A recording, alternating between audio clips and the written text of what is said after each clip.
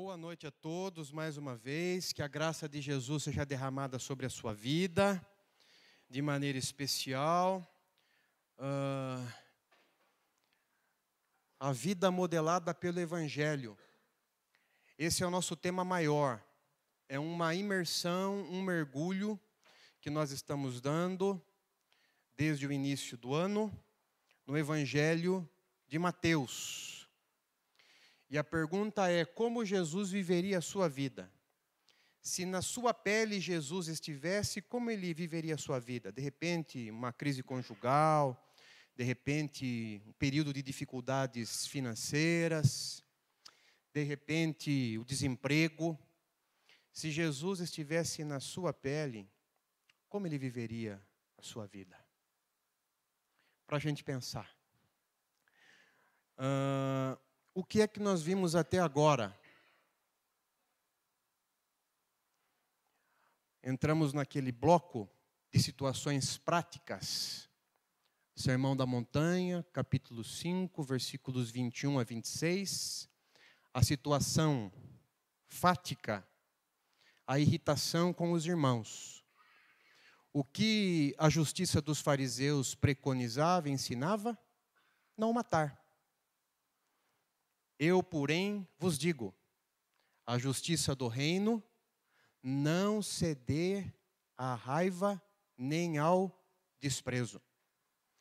Uma outra situação fática, atração sexual.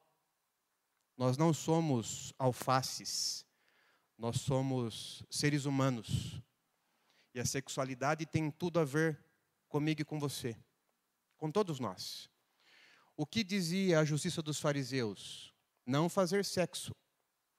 E a justiça do reino? O que Jesus ensinou?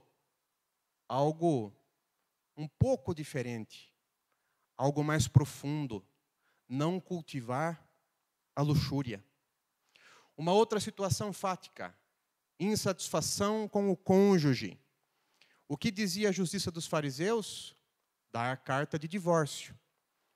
Eu, porém, vos digo, o que Jesus ensinou? A justiça do reino, a proibição da banalização do divórcio. Casamento é algo sério. Uma outra situação prática, querer que alguém creia em algo. Na justiça dos fariseus, fazer votos, jurar para convencer.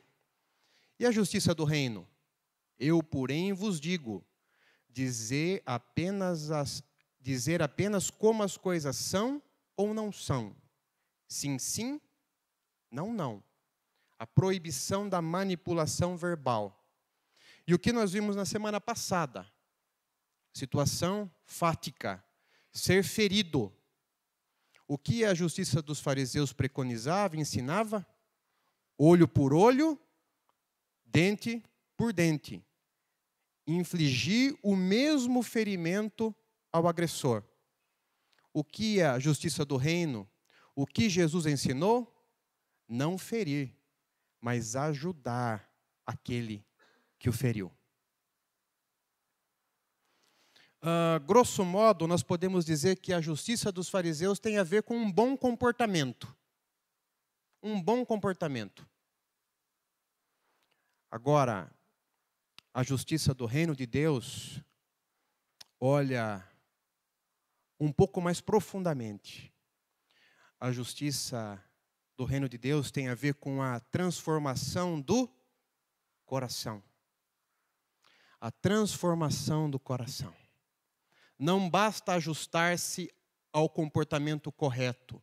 É preciso ter o coração transformado. Ok? O versículo-chave, a palavra norteadora de Jesus é Mateus 5:20. Vamos ler todos juntos? Vamos lá? Pois eu lhes digo que se a justiça de vocês não for muito superior à dos fariseus e mestres da lei, de modo nenhum entrarão no reino dos céus. Tem uma expressão negritada ali, que eu vou sublinhar. Essa é a palavra-chave. No grego é uma palavrinha só. É uma palavrinha só. Eu lhes digo que se a justiça de vocês, ou seja, se a vida virtuosa de vocês não for muito superior à dos fariseus e mestres da lei, de modo nenhum entrarão no reino dos céus. É preciso ter um bom comportamento? É claro que é preciso ter um bom comportamento. Mas o bom comportamento deve ser fruto de um coração transformado. Vou dar um exemplo prático aqui. Não adianta eu ter uma vida de fidelidade sexual com a minha esposa se na minha cabecinha, no meu coração, eu cultivo a luxúria, eu sou viciado em pornografia, eu não consigo olhar para uma outra pessoa, para uma outra mulher, sem desejá-la sexualmente. É isso que Jesus ensinou. Eu devo ser fiel à minha esposa, sexualmente falando. E eu devo buscar a pureza do meu coração, não cultivar a luxúria. Então, o bom comportamento é um bom início. Mas o que Jesus propõe é o coração transformado. E a pergunta que eu quero fazer a você, e claro, para mim também. O Evangelho tem transformado o seu coração? Tem modelado, vida modelada pelo Evangelho. O Evangelho tem modelado as nossas vidas? Tem transformado o nosso coração? No exemplo que eu dei da sexualidade, o Evangelho tem me dado pureza. Para a gente pensar. Hoje, talvez o tema mais difícil, se não um dos mais.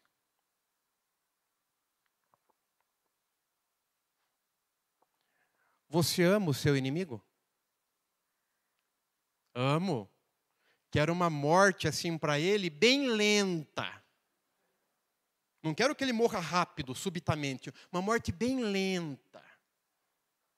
Aquele câncer assim, agressivíssimo. Mas que não leve ele assim em um mês. 6 meses assim. Isso porque eu amo o meu inimigo.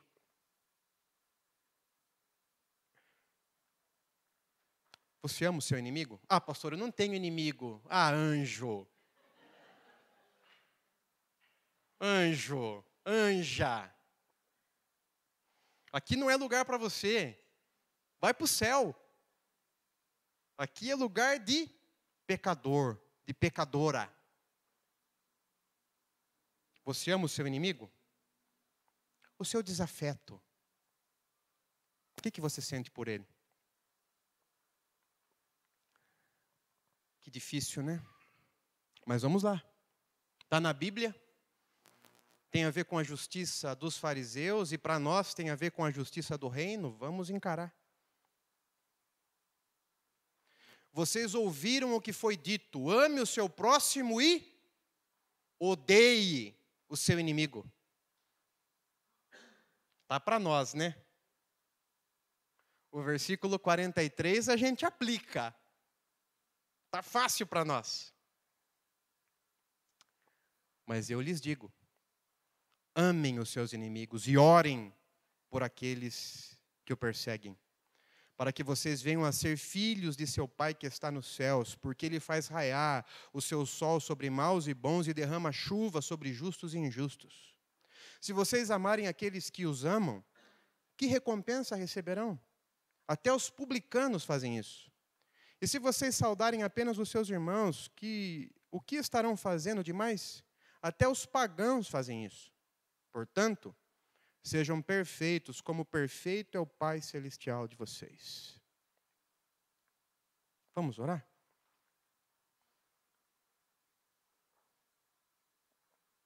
Jesus, obrigado pelo privilégio de estarmos reunidos como igreja, como corpo vivo do Senhor nesta noite. Obrigado porque o Senhor nos trouxe até aqui e porque o Senhor tem uma palavra para o nosso coração. Uma palavra transformadora. Creio, Senhor, que hoje é um dia de libertação. O Senhor há de nos libertar dos nossos ódios. O Senhor há de nos libertar da nossa desafeição. O Senhor há de nos curar, Senhor, feridas nesta noite. Eu creio. Porque nós aprenderemos, Senhor, os princípios do reino, os princípios do Evangelho. Nós seremos transformados pelo poder do Seu Espírito. Faça isso conosco, Senhor. Em nome de Jesus. Amém. Do que Jesus está falando? Bem, Jesus ele está falando de uma distorção da lei. De uma distorção da lei, que tem a ver com o estreitamento do padrão e da abrangência do amor. Vamos por partes. Nós vamos falar agora a respeito da distorção da lei. O que a lei dizia, o que a lei ensinava? Versículo-chave para nós entendermos a respeito do que Jesus está falando. Levítico 19, 18. Vamos ler juntos? Vamos lá? Não te vingarás, nem guardarás ira contra os filhos do teu povo, mas amarás o teu próximo como a ti mesmo. Eu sou o Senhor. Olha que coisa linda. Muito próxima daquilo que Jesus vai nos ensinar no Novo Testamento. Amarás o teu próximo como a ti mesmo. Então está aí, ó, o ensino basilar da lei. Levítico 19, 18. Vamos entender esse versículo de uma maneira mais ampla. E o estrangeiro? O peregrino? Como eu trato com ele? Como eu o trato? O que a lei dizia? No mesmo capítulo. Vamos ler todos juntos? Vamos lá? Como natural será entre vós o estrangeiro que peregrina convosco. Amá-lo-eis como a vós mesmos, pois estrangeiros fostes na terra do Egito. Eu sou o Senhor, vosso Deus. Olha que maravilha.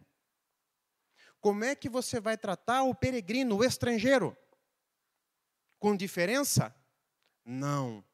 Você vai tratá-lo com amor. Que amor? Aquele amor lá do 19, 18. Amá-lo-eis como a vós mesmos. Ah, legal. Levítico 19, 18, Levítico 19, 34 e um outro versículo-chave. E aí a gente já entra no tema. E o meu desafeto? E o meu inimigo? Como eu devo tratá-lo? Que tratamento dispensar ao meu desafeto, ao meu inimigo? Êxodo 23, 4 e 5. Vamos ler juntos? Se encontrares desgarrado o boi do teu inimigo, ou o jumento daquele que te aborrece, lhe conduzirás. Se vires prostrado debaixo da sua carga o jumento daquele que te aborrece, não o abandonarás, mas ajudá-lo-ás a erguê-lo.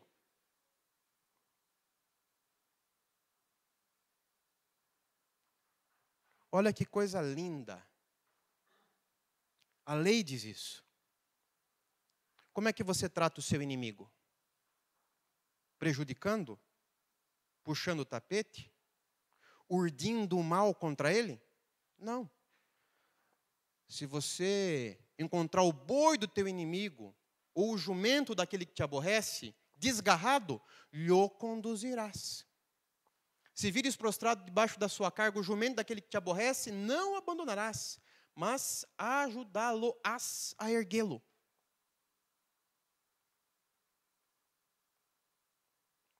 É uma reverberação do amor. É um reflexo do amor. Mesmo com relação ao inimigo.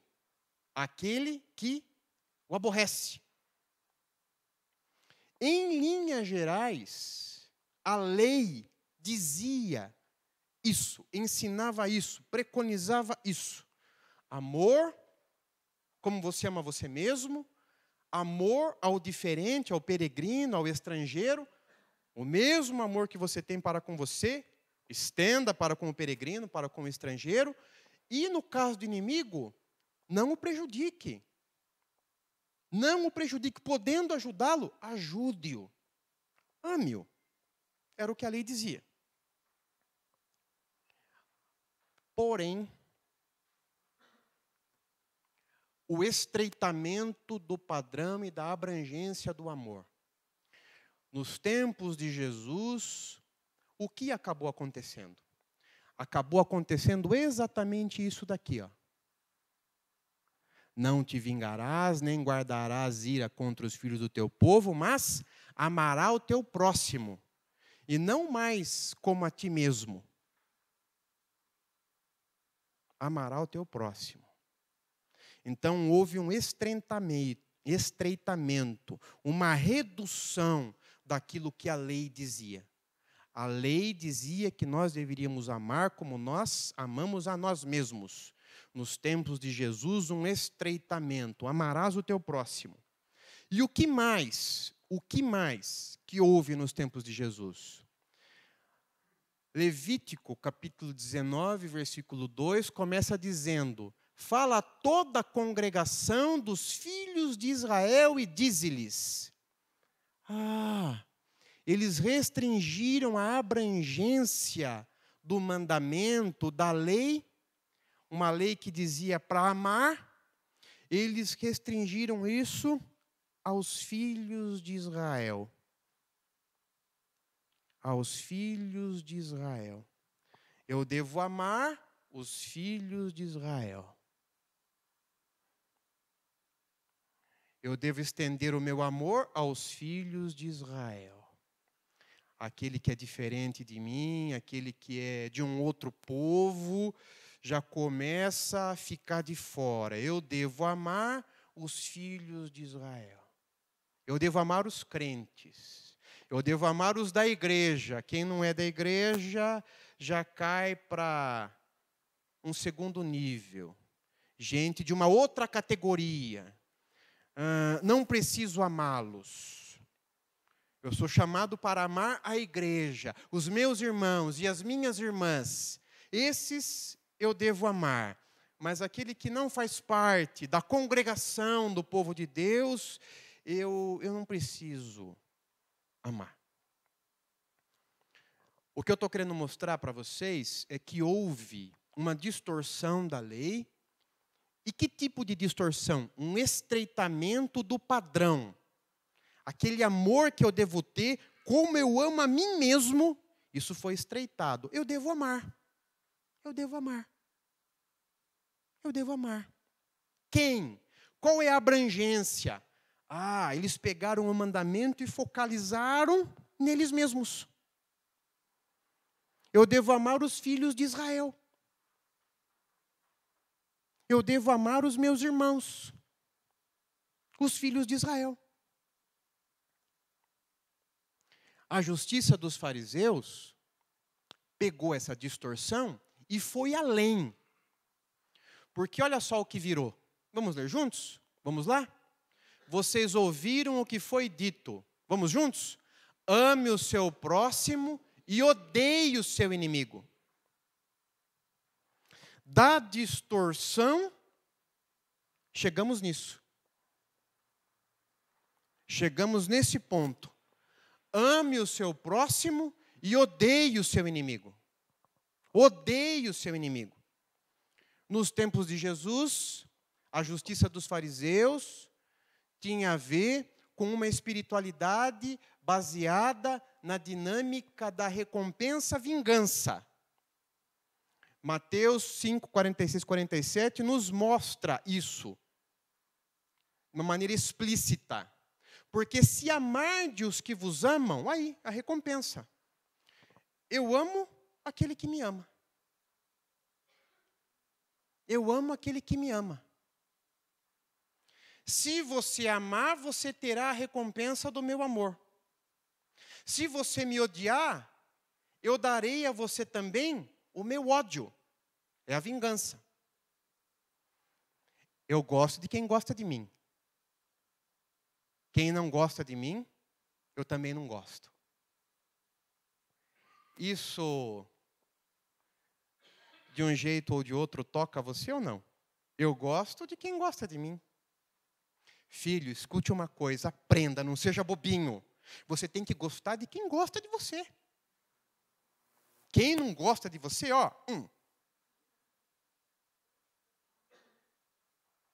Agora, é claro que você nunca ouviu isso. Isso é só minha mãe que falava para mim. Foi só eu que aprendi errado.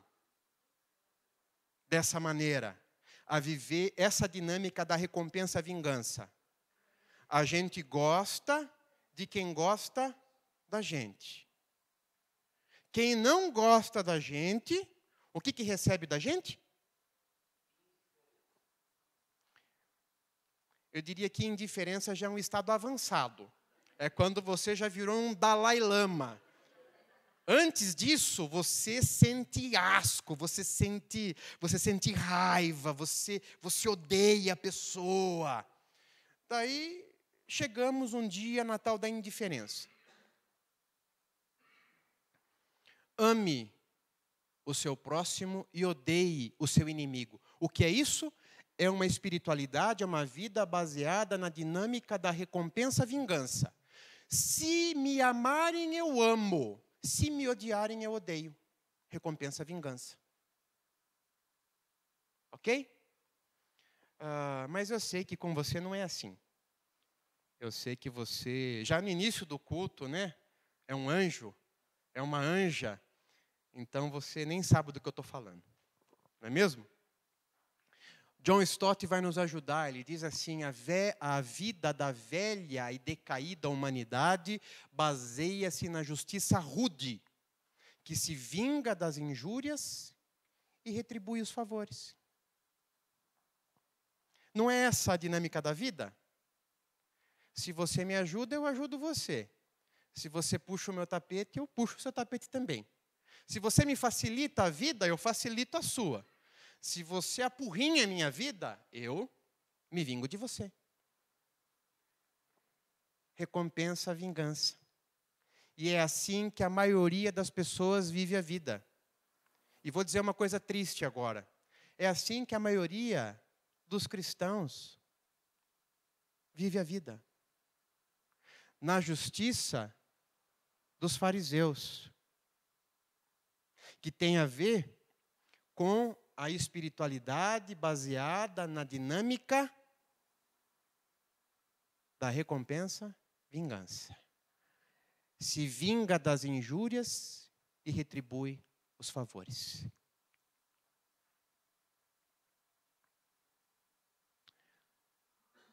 Se você achou que estava difícil, você vai ver agora. A justiça do reino. Vamos ler juntos? Vamos lá? Mas eu lhes digo, amem os seus inimigos e orem por aqueles que os perseguem.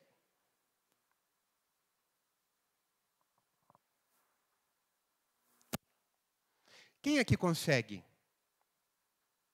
Quem aqui consegue? É difícil, né? Não é um desafio? Você ama o seu inimigo? Você ama o seu desafeto? E a minha oração é: Jesus, me ensine a tratá-los como o Senhor os trataria. Porque isso é vida modelada pelo Evangelho. Como Jesus trataria os meus desafetos? Como Jesus trataria os seus desafetos? Olha o que Jesus diz: amem os seus inimigos e orem por aqueles que os perseguem. Vamos começar a entender o texto? O que Jesus quis dizer quando ele disse amem? Amem os seus inimigos. O que ele quis dizer?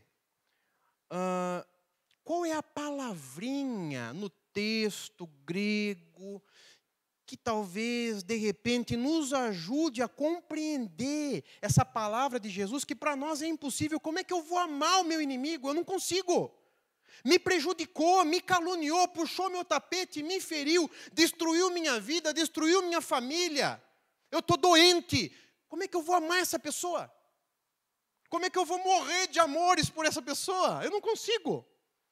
Mas vamos ver o que Jesus quis dizer. Primeira coisa, esse amém aí é aquele amor que para nós é tão caro, é tão conhecido da igreja, o amor ágape.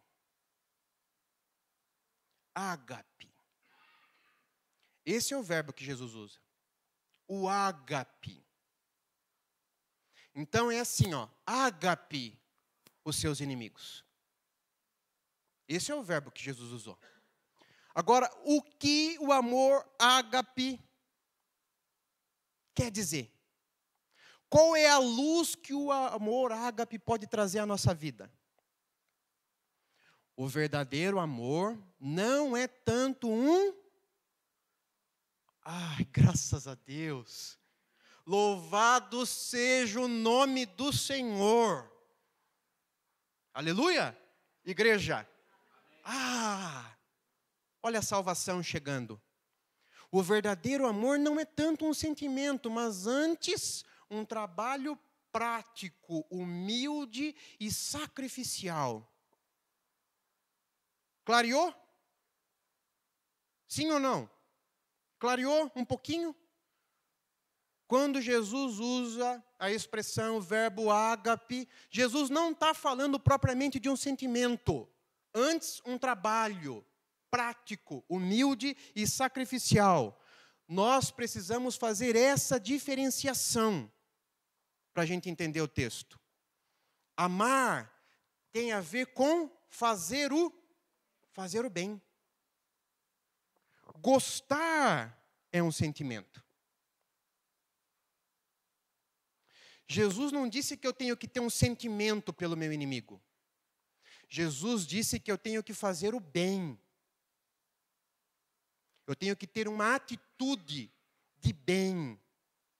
Um gesto de bem para com o meu inimigo. Aí eu já me vejo habilitado para tentar. Sentir amor, gostar do meu inimigo, não vou conseguir, não tem jeito.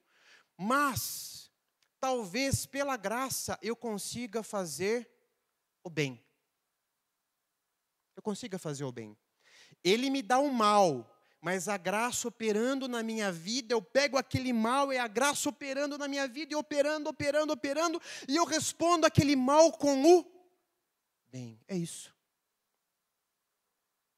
É isso. Guarde na sua cabeça, no seu coração, amar é diferente de gostar. Gostar é um sentimento. Esse amar, ágape, não é um sentimento. É uma atitude prática, é um gesto prático, concreto. Tem a ver com fazer o bem. Difícil? Vocês vão ver agora. Orem por aqueles que os perseguem. Na oração, colocamos-nos ao lado do inimigo. Estamos com ele, junto dele, por ele, diante de Deus. É uma frase de Dietrich Bonhoeffer, que foi capturado pelos nazistas, passou um período preso, encarcerado pelos nazistas e foi executado pelos nazistas. Não escapou. Foi executado pelos nazistas. Porque ele fez parte de um complô de pastores alemães que se uniram para tentar tirar Hitler de cena. Na oração, colocamos-nos ao lado do inimigo. Estamos com ele, junto dele, por ele, diante de Deus. E aí nós nos lembramos de dois personagens. Do próprio Cristo. Jesus disse, pendurado na cruz do Calvário, Pai, perdoa-lhes, pois não sabem o que estão fazendo. E nos lembramos também do primeiro mártir do cristianismo, Estevão, cheio do Espírito Santo, sendo apedrejado. Vamos ler juntos? Vamos lá? Então Estevão caiu de joelhos e bradou: Senhor, não os consideres culpados deste pecado. E dizendo isso, adormeceu. O desafio de orarmos pelos nossos inimigos. O desafio de intercedermos pelos nossos desafetos. Colocarmos essas pessoas, essas figuras diante de Deus. Orar pela vida deles. Para que Deus os abençoe e nos abençoe. Os abençoe e nos abençoe. Em intercessão com o Espírito Santo. Para que o Espírito Santo também haja na vida dessa pessoa. Para que o ciclo do ódio, o ciclo da vingança, o ciclo da doença espiritual seja quebrado. Orar por essa pessoa.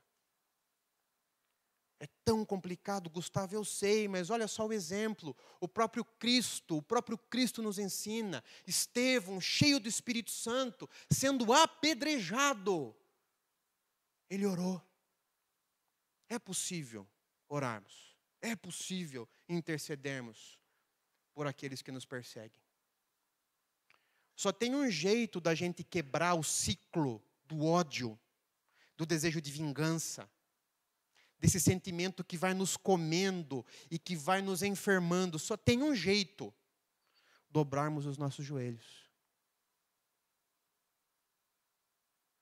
Temos duas alternativas. Ou a gente é corroído por esse sentimento, esse desejo de vingança, esse ódio. Esse é um caminho. Mas eu creio que para o discípulo de Jesus, não existe essa alternativa. Qual é a outra alternativa? Dobrarmos os nossos joelhos. Assim como Bonhoeffer orava, assim como Jesus orou, assim como Estevão orou, eu também, você também, pelo Espírito Santo, pela graça que opera em nós, é possível dobrarmos os nossos joelhos, amarmos, fazermos o bem e intercedermos por aqueles que nos perseguem. Ah, pastor, como isso é possível? Olha que coisa linda esse versículo aqui. Vamos ler juntos? Vamos lá?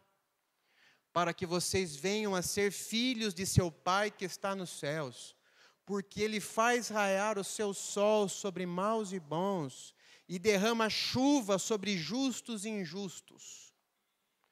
A espiritualidade dos fariseus e dos mestres da lei era vivenciada a partir da dinâmica da vingança e da recompensa.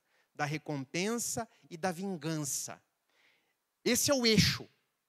Agora, qual deve ser o nosso eixo a partir desse texto? Vejam. Eis o eixo. Vamos ler juntos? Espiritualidade baseada na dinâmica da graça e do perdão. Vejam que texto lindo, como é que Deus atua, a graça de Deus atuando em todo o universo é assim. Porque Ele faz raiar o seu sol sobre maus e sobre bons e derrama chuva sobre justos e injustos. A dinâmica de Deus é a dinâmica da graça. É a dinâmica da graça. Eu não entendo, muitas vezes, difícil de aceitar, porque Deus trata com graça o mal. Mas a Bíblia diz que Deus trata com graça o mal. Dando a esse mal, a esse perverso, a oportunidade de experimentar a graça e, quem sabe, o perdão. Essa é a dinâmica de Deus no universo. É a dinâmica da graça e do perdão. E é dessa maneira, esse é o eixo, deve ser o eixo da nossa vida. A graça e o perdão. Você foi estocado? Lembre-se, você vive na dinâmica da graça e do perdão. O tapete foi puxado de debaixo dos seus pés? Lembre-se, você vive na dinâmica da graça e do perdão.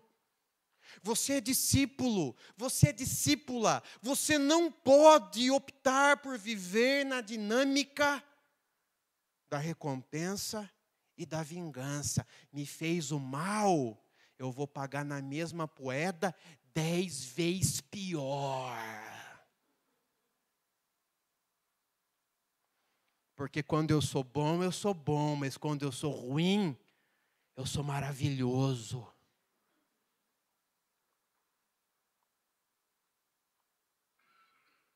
Essa é a justiça dos fariseus. Qual é a justiça do reino? É a graça e o perdão. Mas por quê? Você vai ser um bobo alegre? Não, é a dinâmica de Deus.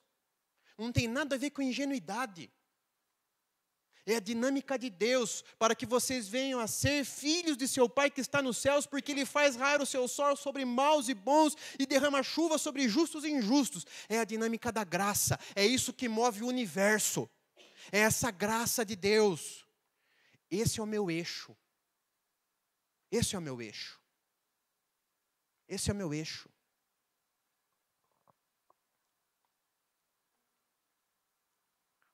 Vamos novamente para o tio John. A vida da nova e redimida humanidade. Vamos ler o negritado juntos? Vamos lá?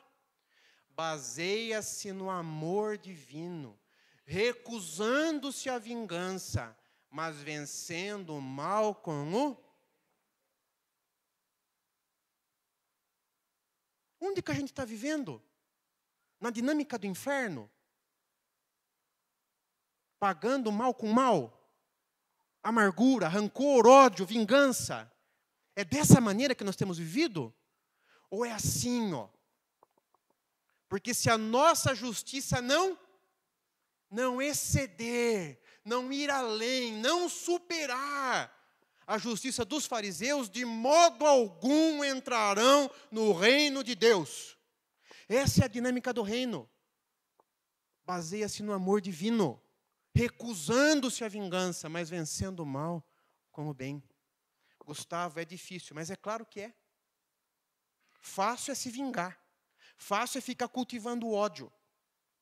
Fácil é ficar urdindo coisas ruins, negatividade, destrutividade, cultivando o inferno no coração. Isso é fácil. É a coisa mais fácil que tem. Mas o caminho de Jesus não é o caminho fácil. Não é. Mas é o caminho da graça, do perdão, da cura, da libertação, da reconciliação, da transformação. É o caminho do céu. Esse é o caminho de Jesus.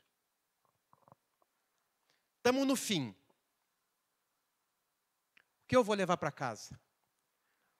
O nosso princípio. Vamos ler juntos?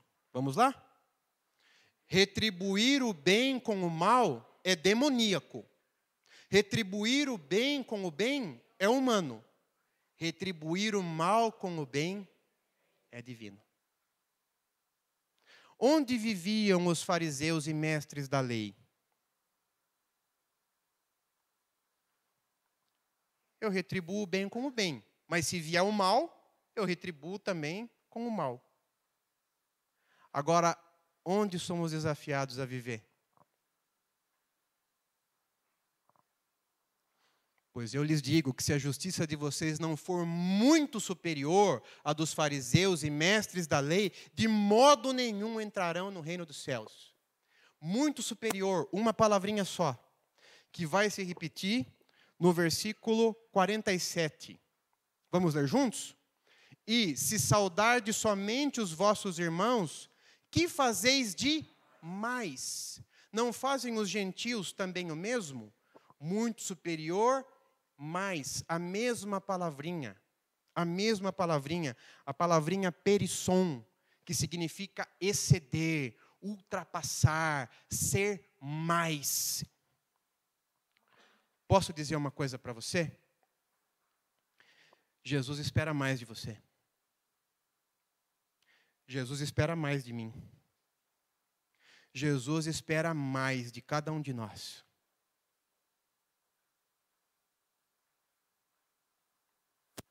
O que a gente está fazendo de mais, de perissom? No que a nossa justiça, a nossa vida virtuosa tem excedido, tem ultrapassado, tem sido mais que? A do fariseu. Jesus espera mais de nós. No que tange ao amor, Jesus espera mais de nós. Não é amar o que me ama. Amar o que me ama? O que tem de mais nisso? Eu tenho que amar o que não me ama. E aí é o perissom, é o exceder, é o ultrapassar, é o ser mais que. E para falar sobre isso eu vou chamar, já falei a respeito dele, mas chamá-lo-ei novamente. O fator especificamente cristão consiste no extraordinário, no perissom, no invulgar, não natural, é o muito mais, é o muito superior.